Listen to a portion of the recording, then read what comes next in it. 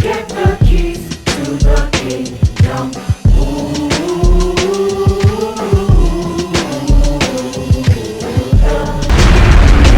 Get the keys to the kingdom. Because, of course, in Hebrew there's no J. That's one reason why his name is Yahushua, not Jesus. There's no J, Yahushua. So, Jeremiah chapter 14, and today I just want to look at 3 verses. 1, 2, and 3. The word of Yah that came to Jeremiah concerning the dearth. You don't see that? That word means famine. Judah mourneth, and the gates thereof languish. They are black unto the ground, and the cry of Jerusalem is gone up. And their nobles, this is so interesting, have sent their little ones to the waters. You see that word right there? They came to the pits and found, watch it, no water. It's right in the Bible. They returned with their vessels, listen, empty. They returned with their vessels empty. I'm gonna say one more time, because y'all didn't catch that. The nobles told the kids, say, y'all go get some water. And they grabbed the vessels and they went down to the places that were supposed to have water, the pits, and there was no water. So they returned with their vessels, it's right there in the Bible, empty. They were ashamed and confounded and covered their heads. And so I want to talk today, Zion, from the subject, empty vessels. Empty vessels. They returned with empty vessels. Y'all say that with me. Say, they returned. They return With empty vessels. If you can get a close, tight shot. Last week we were kind of far out there. They returned with empty vessels. They were told to go out to the pit and get water. And they took their vessels out to get water. But where they went had no water. So they came back with empty vessels. Empty vessels. The children of Israel, according to this passage, were going to experience, the King James say, a dearth. But we don't use that word too much anymore. The word is a famine. Yah was going to cause it. I know that's rough, huh? Yeah. Because we never look at Yah being the one behind what we would consider to be a natural disaster. Every time we see a flood or a famine or a fire or a tempest or a tornado or an earthquake, we always say the devil. Look what the devil is doing. But I got news for you. Nature, and I don't mean no mother nature. I don't believe in that. Gaia. I don't believe in some European who's sitting up with roses stuck all up in her hair, and lambs and and Bambi and all them, you know, she feeding them with her hand and talking about it ain't nice to fool with Mother Nature. I don't believe in no Mother Nature controlling things just by herself. No. Listen, Yah is in control. He's the one, according to the scripture, read Job, in control of the weather. And when he gets ready, watch this, he sends the rain, or he can send a drought. He can send a tornado. He can cause an earthquake himself. If you say, I need to put this candy out.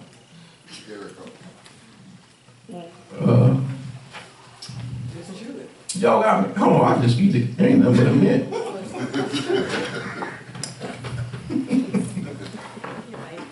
Yah is in control of the weather. That's my point. Now watch this. Don't miss this. You would think because these are the children of Israel, his chosen, that he personally, watch this, would never make them experience a drought. Why? If he loves them, how is it that he's not going to give them water when they're thirsty? Have y'all heard that? That Yah is always bread when you're hungry. You know how we preach it. And he's water when you're thirsty. And yet, in this passage, they don't have any water. Now, let me walk through this passage because I don't want to keep you all day. But Judah mourneth. Yah sent a message. And that word mourn literally means that Judah was dying on the inside. The word mourn means they were at a point to where they were at a point of what you call despair. And so they went from being like high on the horse, jubilating and shouting and rejoicing. Because remember when Jeremiah first came to them and was telling them, listen, if y'all don't get right, Yah's going to judge you. Remember, they kept talking bad to him like, man, we're going to keep doing what we doing. We ain't listening to you, Jeremiah. You always come up here with some bad news. We're going to keep worshiping who we want to worship. We're going to keep living the way we want to live. We're going to keep going, eating what we want to eat, celebrating what we want to celebrate. And you need to get out of our face before we kill you. Y'all remember I preached that? So here's where we are in the life of Jeremiah. One of the things that he prophesied concerning Israel just came true. He said, if y'all don't stop it, Yah is going to send a famine. And they kept acting a fool. And Yah sent the famine. Now all of a sudden, these same people who was all lifted up in pride, talking back and saying what they ain't going to do, now we find them mourning. They're mourning because they found themselves in a state of starvation. Famine is when there's no rain, and because there's no rain, there's no grass in the field. And because there's no grass in the field, that means there's no grain to eat, there's no cattle, and therefore the people are going hungry. They are starving to death. Ooh, I don't want to get ahead of myself. There's no wholesome food. Sort of like today. I didn't know this. Me and Jasmine and wife were talking about this. That even in America, we have people who are overweight. And yet the doctors say they're starving. Did y'all catch that? Right. How can an overweight person at the same time be starving? And then I found out why. Yes, I found out why. It's because of what's called malnutrition. So they eat a lot of calories that don't have nutrients in them. So while on the surface they look like they're doing well, underneath the skin, they are starving for nutrition. And oftentimes that's what results in their death. That's not my sermon for today, but I just want you to know that it is possible to look healthy and yet not be healthy on the inside. Judah mourning. The next line. And the gates thereof languish. Write this down if you don't know it. The word gate there is the word for leadership. The gates there, when you look up the word gates, you will find that in Hebrew it represents the leadership. Those that sit in the gate represents those that sit on the council, like city council, like the president, like the Senate, or the House of Representatives, or in our country, like the Supreme Court. Those who are in control, those who are officers, they languish. And that's a very interesting word because it means that they're dying. A better word for languish is the idea of, now watch this, losing power or losing life. And I want you to know something, that Judah had these men who were claiming to be leaders, claiming to be the one that was to quote unquote give life to the people, and they had all this power over the people. But guess what? When it stopped raining, and when the ground wasn't producing, and when the cattle was dying, and when then all of a sudden these same men who were bragging had all this power, their power starts waning over the people, because what happens is that the people say, y'all said all we had to do was follow you and we would be blessed forever. And we're following you, and yet there is no grass in the field, there's no cattle in the stalls, and no rain coming down from heaven. And so the powers that be start languishing. They start dying. And that's what was going on here. They started losing power, losing influence. And this is another thing. You know, the powers that be are always the last ones to experience the pain of a dearth. Right. That's right. This is what I mean. The ones in the gate will be the last ones hungry. Oh, what about Flint, Michigan? Do you think that the city council was drinking brown water in Flint, Michigan? Oh, no. Believe me, the mayor, he's going to be the last one, if it came down to it, to swallow one sip of that brown water. It always starts at the bottom level first.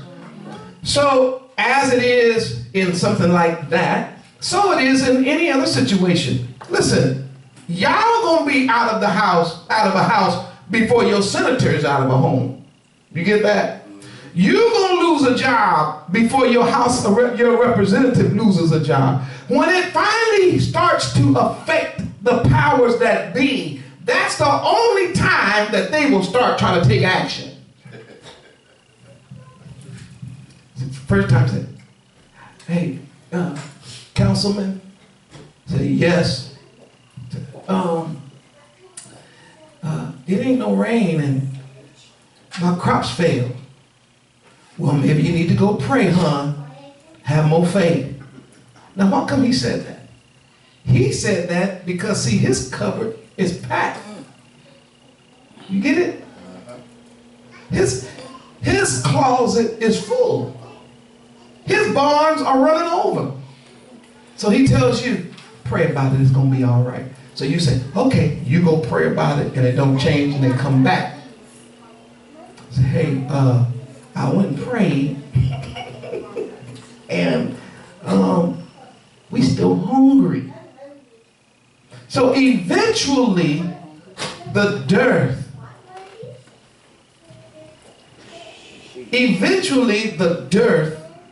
reaches those that are in power. Y'all caught that? Oh, do me a favor, pause the camera. We'll edit this part out.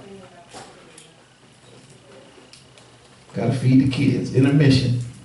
Okay, so the powers that be are the last people that get affected by any type of trouble amongst what we call the commoners or the peasants.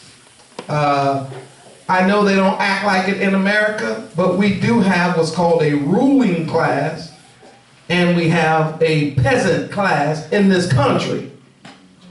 Those that are in politics, that run everything, they're privileged. Whereas those of us who have elected them and pay their salaries, we are not privileged. Let me give you an example. That lady, Nancy Reagan, y'all know her, right?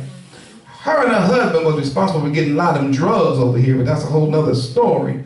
That was during that time that the drug exploded in our neighborhoods. But nevertheless, she was the president's wife. Which means, and that was way back in the 80s, right? Which means from then until today, she has been taken care of and been receiving a salary from you, the people. Not only that, she has the privilege of having 24-hour secret service so that nobody would dare break in her house and steal her TV. Now, y'all don't have 24-hour service. No, but she had that because she was, now watch this, by your tax dollars. You paid from whenever it was, 82 or 81, whenever he got in office, to this day, you pay to keep her alive and keep her well and keep her surrounded with Secret Service to the day she died. And when she died, a word went out from the White House that the funeral is reserved for special guests. Only the public was not even invited to the woman's funeral. In other words, ain't no peasants coming here. It shows you the divide. If nobody else should have been able to come, every American who ever paid a penny in taxes ought to have been able to go to her funeral. But after all, your money paid to keep her alive. And your money is going to pay to bury her too. But guess what? You can't go. Now, the only reason I brought that up is because it just happened, and I want you to see that there's always a difference between the ruling class and what they call the pawns or the poor class. The ruling class is already set up. Think something. Do you think they're worried about a drought in California? I don't care if you are, who's our governor now? Brown. Brown is in again. By the way, he's about 190 years old, and he's our governor. But do you think that he is doing without water like the people in Porterville and the people out in Tulare County and in those districts who are getting water brought in tanks? Do you think he's dealing with that? No. Do you think when the PG&E bill gets increased that he goes and calls his wife and says, whew, I just don't know how I'm going to pay this bill? Do y'all really think Governor Brown thinks twice about utilities? No. He's the ruling class. I just want you to see the disparity. So when the ruling class, the leadership, starts to languish, you know we're in bad shape. In this text, the rulership starts to languish. In other words, they're starting to panic because for the first time, they wanted to get a drink of water. And this is what happened. They said, servants. The servant run up, say yes, water please. And they say, sir, there's no more water. What do you mean there's no water in the, check the other room, servant. So the servant says, okay, I'll go out and check the other room. So they check the other room, and they come back and say, sir, we checked the other room and there's no more water. I need some more servants. Y'all got this? You getting the picture yet? Because they can't believe it. See, they've been teaching, they've been telling the people, just follow us and everything's going to be all right, because they got a storehouse and the people don't. Y'all get it? But when their storehouse started running low, and I'm going to quit the sermon in a moment, but watch this. They searched every place in their home, in their palace, in their mansion, and couldn't find no water. Children! All the kids come in. Yes, sir, they bow. Yes. Fetch us some water from the water hole, from the pits. And so the children, the young people, because honoring the older people, they grab vessels. Sorry, I felt something out there. They actually go and get vessels by faith. Because it's a drought. But they believe that because the people told them to go get the water, that some kind of way, when they got there, it was going to be some water in the pits. So yonder they go, mile after mile after mile, down to the pits that normally have water. And they're carrying these tubs, or these clay vessels, which are heavy, by the way. And they go all the way down to the pit to find the water. And when they get down to the pits, now watch this. The pits are dry. No water in the pit. No water. Can you see these kids with these vessels? Under command of their elders to bring back water. And one kid said, I'm going back. No, you ain't. If you go back there with no water, we all getting a whooping. So what we gonna do? We're gonna keep looking. So they look in one pit, no water. They dig, dig, dig. They have to leave that pit and walk all the way to another pit. And they go to that pit and no water. They leave that pit and find another pit until finally they come to the conclusion, we just gonna have to get a whooping. We just gonna be in trouble. We're gonna get lashes. We're whatever, because we ain't no water. We looked. And the Bible literally says, and their nobles have sent their little ones, it's right in the Bible, it says, to the waters, plural, which means more than one watering hole. They came to the pits, plural, which means it was more than one pit, and they found, talk back to me, no. It wasn't no water in none of them.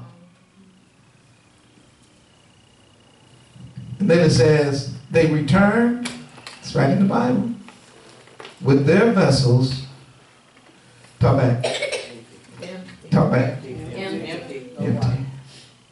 They returned with their vessels empty, no water. And then they were ashamed. Do you get that? The kids, you tell a kid what to do, say, first he said, just give me some water. There's no water in the house. We'll go in the barn. We looked in the barn, we come back, there's no water in the barn.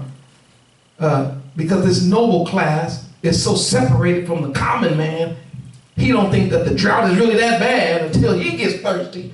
Then he sends the kids out for water. Then they go out and they look for water and they don't find any water. They come back, but they're almost afraid to tell the people that sent them that there's no water, because in those days, when your parents or when a noble person told you to do something and you went out on assignment to do it and you didn't do it, that represented shame.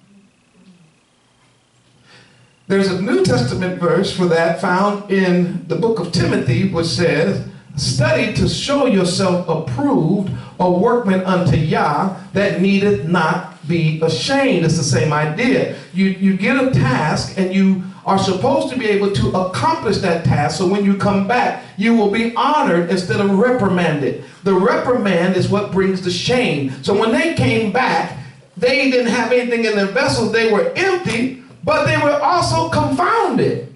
Do you see that word there? Let me give it to you real quick. Shocked. They couldn't believe it. Why? Because these adults, these noblemen, who told Jeremiah that he was a liar and that he was not called and that he was not to be listened to and that he was crazy, and told everybody else, listen, don't listen to Jeremiah about no dirt. Listen to me. Things are going to be all right. Now these kids have decided, okay, I'm not going to listen to Jeremiah because the powers that be, my pastor and my statesmen and my governors have all telling us it's not that bad. But now we went out and saw it for ourselves that it is that bad, and so we don't know what to say. We got the vessel. We looked for the water. There ain't no water. They came back ashamed. No water. No water. Where did I put my glasses? No water. Send the kids out, get the water. Found no water. Let me give you a few words of application, then we'll go home. To this very day, we've been trying to tell people there's a drought in this land. I never shall forget, about a year and a half ago, California had been telling the world, we're in a drought. We're in a drought. We're in a drought. We're in a drought. And people kept saying, oh, that's sunny California. They're not in no drought. They just didn't get, they'll be okay. And people kept sending pictures and pictures and, hey, we have a problem. Finally, we got the president to fly out here. And you know what he said that was so shocking to me? He said, there's a drought here. We're in bad shape. And I was thinking about this. I said, we've been hollering about that for 5 years. And it took you to come see it before you would announce it, because it wasn't affecting you. Now, I got to get to this point because it's very important. Not only do we find ourselves physically in droughts, but today we are in a spiritual drought. Spiritual drought. Why? Because there's no water. And water is the word of Yah. So if there is no word of Yah, then there is no water. For the word of Yah is water, and the word of Yah is Torah. Let me give you these verses. Ephesians chapter 5 tells us, having to do with husband and wife, that when it comes to our wives, we are to sanctify them, and we are to set them apart, and we are to clean them. Now watch this. With the washing of the word. In other words, if you want to make your wife that which the Most High would have her to be, and you, then you want to be the person that's bringing the word of Yah into the relationship, because it's the word that washes and cleanses. For it was the word that washed and cleansed us. Therefore, Yeshua cleaned us. Therefore, we ought to use that same word to clean one another. You remember Jeremiah chapter 2, verse 13? I preached this a few months ago. It says, "For my people have committed two evils. They have forsaken me," which is his word, "the fountain of living water." Do you see that? They've forsaken me, the fountain of living water. So Yah is representative of the word. Yah is representative of water. He says, "and dug out for themselves cracked cisterns that can hold no water." And the idea is this: I am water. My word is like water. And I've given you cisterns that can hold the water, but you have created your own way and you can't hold no water. So again, his word is like water. 1 Corinthians chapter 10, verse 4. It says this concerning the children of Israel in the wilderness journey: "And all drank the same spiritual drink, for they drank of that spiritual rock that followed them, and that rock was Hamashiach." So again, you see that the water from the rock was literally the word from our Hamashiach. Let me give you a couple of more. Isaiah chapter 55, verse 1. This is one of my favorite verses in Isaiah.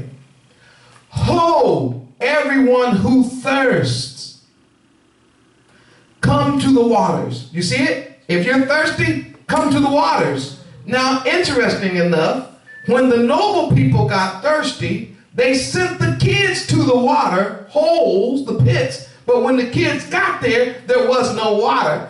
But Isaiah, who actually spoke before Jeremiah, already told the world, if it ever comes a time that you're thirsty, just come to the waters. So that throws you off, right? Well, we came to the water. Well, no water in the pit. I said, well, I'm talking about the pit. If you're thirsty, you're supposed to come to me. Watch this. "And you who have no money, come and buy and eat. Yes, come, buy wine and milk without money and without price."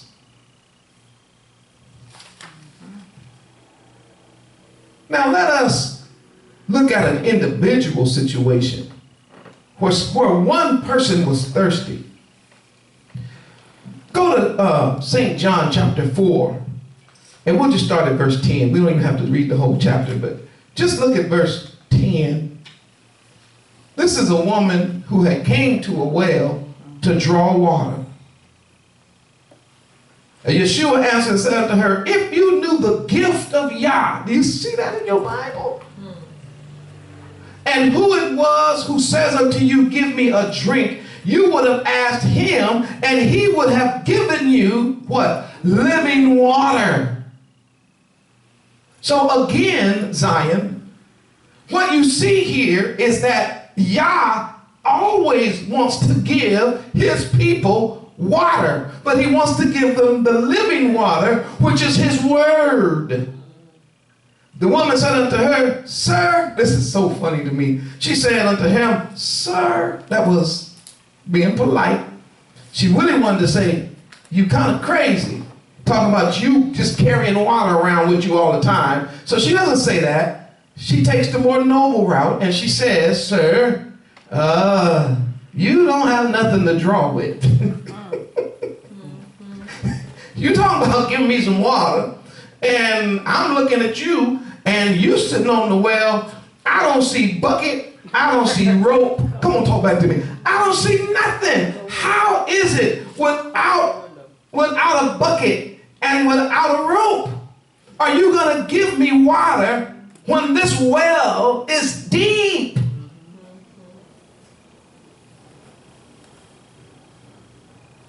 Where then do you get that living water? Then she said, verse 12, "Are you greater than our father Jacob?" "Are you greater than your coal?" You know who Jacob is, right? He's the father of the 12 tribes of Israel. He's Israel. "Are you greater than our father Jacob, who gave us this well and drank from it himself and his sons, which are the 12 tribes, and his livestock. Yahushua said unto her, whoever drinks of this well right here, which was Jacob's well, that's Israel, and the 12 tribes of Israel, it was given to them and to their livestock. He said, even if you drink of the very well that Jacob dug himself, you're going to get thirsty again. Israel dug this well. You're going to get thirsty again. It's right in the Bible. I don't have to make it up. But whoever drinks, watch this, of the water, there's the word, that I shall give him will, talk back, never thirst. Why? Because the word is water. But the water that I shall give him will become a fountain. Did you see that word? So you have a difference between a pit and a river or a fountain. Because the idea of a fountain is that a fountain has the ability to spring up the water. Ooh. Ooh, jazz body just get you to see this. That it not only holds the water, but it's able to give the water. So watch this. Not only are you blessed to be able to receive water, but you know you're in a super blessed position when you've received water and you got so much water that now you can give water. So again, if you know that Yeshua is the Word made flesh, then he's saying, if you get the Word in you, that Word, like water, will be like a fountain. Not only will you never thirst, but you will be able to, with the Word, quench the thirst of others. Hallelujah. That's good. And I will give him, that I shall give him, him will become in him a fountain of water springing up unto everlasting life. I've got one more verse to give you. Turn to Amos chapter 8, verse 11. Amos chapter 8, verse 11. Once again, out of the King James Version of the Bible, it says, behold. See that word, behold? That means look at it, like, whoa, something finna happen. Did I just say fitting to? That shows you how country I am, huh? For those of you who are in England and y'all don't talk like this, fitting to means getting ready to. Getting ready to. Behold, the days come, saith Yahuwah. Watch this. That, ooh, it's in the Bible. Do you see it? Will do what? Send a famine. Remember when I opened the message up, I told you that some people would never ever believe that Yah would be responsible for a famine. And yet in this passage, he says, watch me now, he said, this is going to be a strange occurrence. He says, I'm going to send a famine in the land. I'm going to do it. Now watch this. Not a famine of bread. What? I thought that was the only famine there was. It's when you don't have food. You know what I'm saying? It's going to be a famine of bread. Y'all going to be still eating bread. Y'all got that? Physical bread. Nor a thirst for water, which means y'all going to be still drinking water. As a matter of fact, some of y'all going to be buying water by the bottle. Some of y'all are going to be paying $4 and $5 for one bottle. It's going to be water. And there will be bread. You can get all the donuts and the cakes you want. They'll be plentiful. You'll be still eating bread. Are you okay? And drinking, it's in the Bible, what? Water. So this famine is not going to be that kind of famine. What kind of famine will it be? It's going to be, but of hearing, y'all got it now? What? The words of Yah. The famine that he said he was going to send would be the famine concerning his words. Which obviously means if there is no word, there's no water, there is no grass, there's no growth, there's no bread spiritually, there's no food. So what you're going to have is this. In the future, this is what he says. people will be eating bread and drinking Fiji water and crystal water and whatever. Watch this. But they won't have my word. What do you mean? Oh no, I'm not. When you go out to get my word, you're going to find out that wherever you go, you're going to come back empty. There's two places right now where we send our children and our offspring to get water. If you stay with me, we send them out to get water to two places primarily.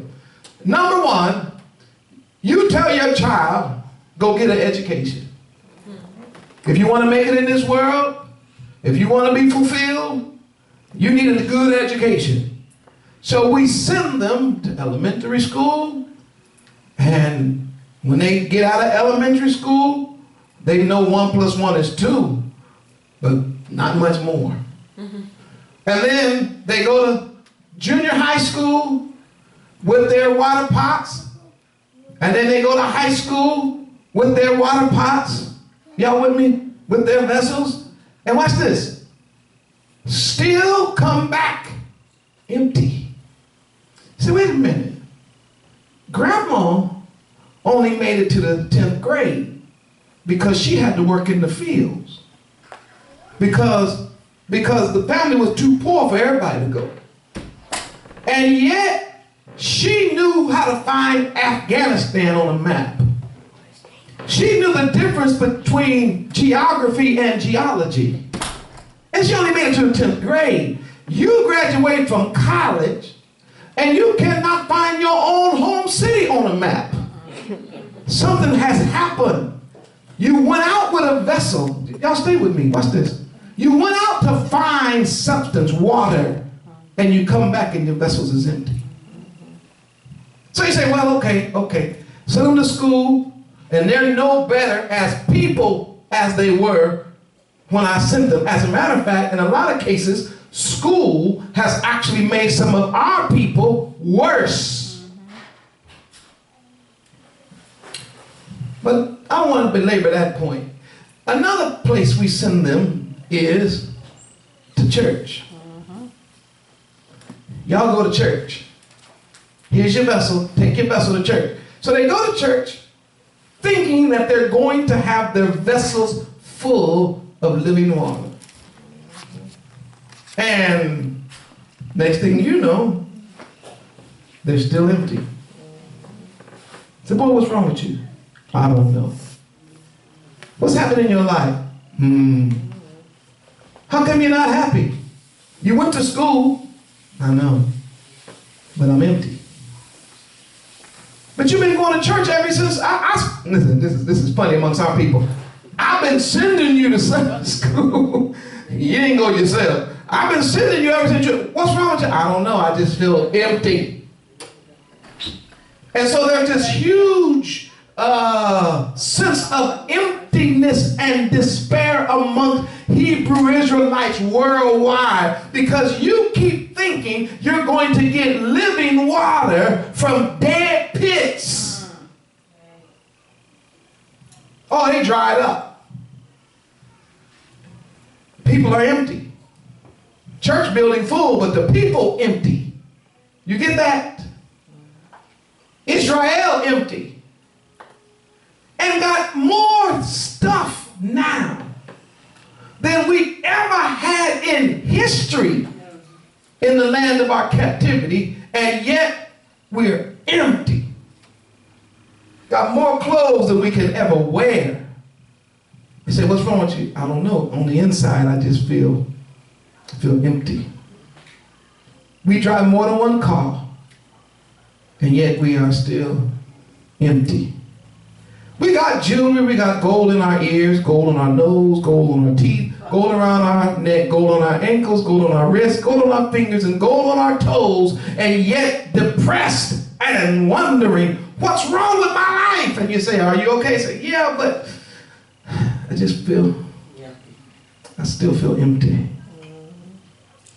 So you think shoes will do it. You say, well, let me go out and buy some shoes. And so you get in this whole race for the most pair of shoes in the world. You got shoes stacked on top of shoes, on top of shoes, on top of shoes, on top of shoes. And then you walk out the door barefoot. Say, what's wrong with you? I don't know, I just feel empty. Say, maybe I'll just get that next purse. That'll make me feel good. I'll be satisfied because I saw it. It's a Louis Vuitton. By the way, Louis Vuitton can't stand you if you're Hebrew Israelite. He thinks you're the scum of the earth. And so does that, what's that other guy from Europe that we always try to wear his clothes and stuff. He said he didn't make his clothes for no black people. Y'all stop wearing his stuff. Who? Tommy Hilfiger said, y'all niggas take my stuff off. It wasn't for you. Negroes, I mean, Hebrews. We don't, that ain't for you. But we steady putting it. Watch this. I'm not trying to get graphic enough. I just want to be real. You think, oh, my problem, some of our sisters, my problem is if I could just fix my hair, I'll feel better about myself.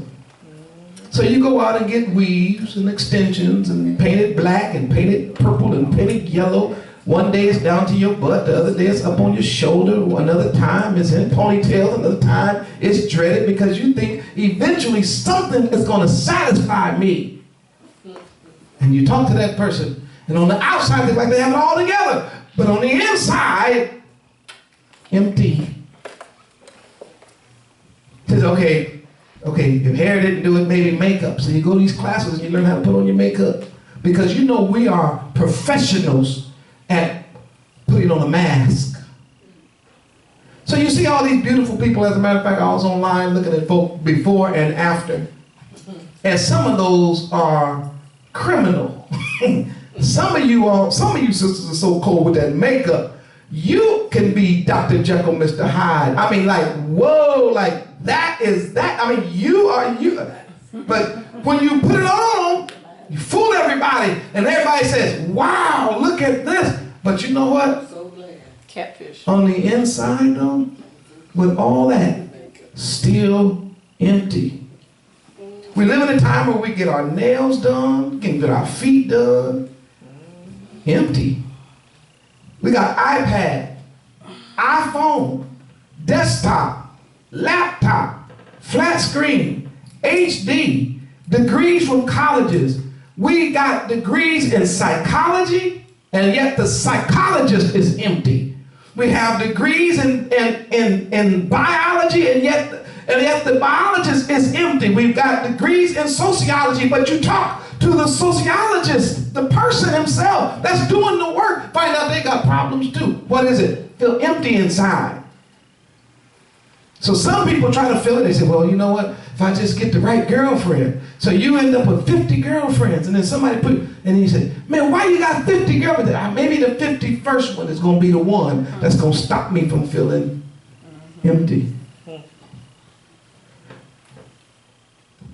On the other side, maybe boyfriend said, well, you know what? My problem is I just need a good man, and you get a good man, you get another man, another man, another man, and you still feel. Churches are full. I said that before. People are. You know why? Because they're dry pits. Any place that's not teaching Torah is a dry pit. So you wonder why the condition of the world is the way it is. You're sending your children and your people, and you yourselves are going to places that can produce no water. No, they don't produce the word of Yah. And of course, it's going to put you in that drought situation. Whenever you go to a church and they tell you don't have to study the Old Testament, and the Old Testament is the water.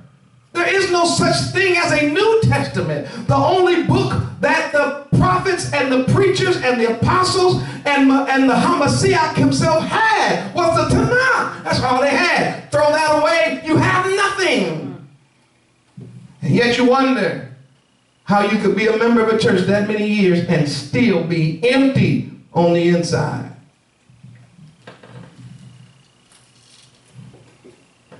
Because you don't go to Yah. This is the illustration. I'll be done. Watch this. When the situation reached nobility, when the situation reached the ruling class, when the situation reached those who were in power, and when them kids came back and said, every pit is dry, and the evidence is the fact that you don't see a drop of water in our vessels, what was supposed to happen was they were supposed to drop down on their knees before the Most High Yah and recognize our problem is we're not following you. So if we want to get water, we must turn back to the source of our water, which is you. That's what they were supposed to do. But these pastors won't do it. They'll just keep sending the kids back to go to those dry pits.